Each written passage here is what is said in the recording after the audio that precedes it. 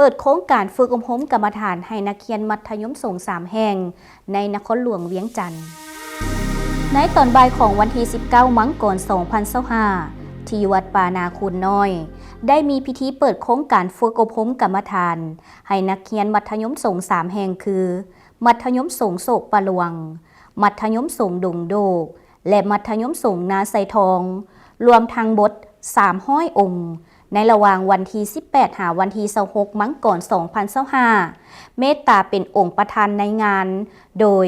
พระอาจารย์วันคำวงศาสุรินทร์คณะบริหารงานประจำการหัวหน้ากรรมาธิการปกครองสงฆ์ศูนย์กลางอพส.หัวหน้ากรรมาธิการศึกษาสงฆ์นครหลวงเวียงจันทน์ประธานโครงการโดยพระอาจารย์ศรีทุนสยาวงศ์สอนคณะบริหารงานประจำการหัวหน้ากรรมาธิการเผยแพร่ศีลธรรมและปฏิบัติกรรมฐานศูนย์กลางอพส.เจ้าอธิการวัดป่านาคูนน้อยพร้อมด้วยครูบาอาจารย์องค์ศิษย์สอนทั้ง3 โรงเรียนและพระสงฆ์สามเณรภายในวัดนาคูนน้อยวัดภายในเมืองนาไซทองก็ได้เข้าร่วมประธานทางฝ่ายฆราวาสและขึ้นใต้ธูปเทียนเพื่อบูชาพระรัตนตรัยโดยท่านคำญาติลาดสดาวงศ์คณะประจำพรรคศูนย์กลางแนวเล้าสังศาสตร์หัวหน้ากรมศาสนาพร้อมด้วยการนำผักกลัดและพุทธศาสนิกชนบรรดาเผ่าเข้าร่วมขึ้นกล่าวมอบนักเรียนเพื่อเข้าร่วมโครงการฝึกอบรมกรรมฐานให้นักเรียนมัธยมศึกษาในครั้งนี้โดยพระอาจารย์วันคำวงศาสุรินทร์จุดประสงค์ในการส่งนักเรียนเข้าร่วมโครงการฝึกอบรมในครั้งนี้ก็เพื่อส่งเสริมและสืบทอดพระพุทธศาสนาเพื่อให้นักเรียนสงฆ์ได้เรียนรู้เข้าใจเกี่ยวกับหลักธรรมพื้นฐานเช่นการนั่งสมาธิ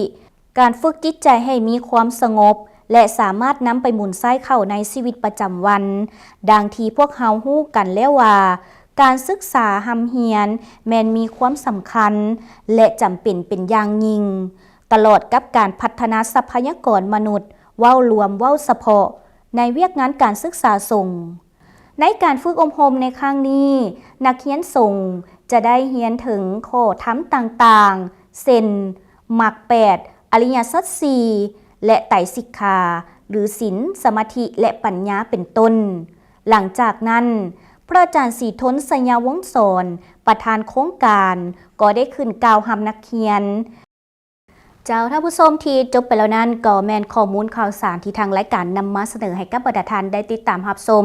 กับข่าวเปิดโครงการฝึกอบรมกรรมฐานให้นักเรียนมัธยมศึกษา3 แห่งในนครหลวงเวียงจันทน์อยู่ที่วัดป่านาคูนน้อย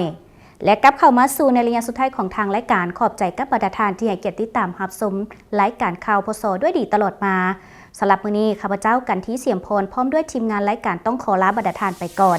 สบายดี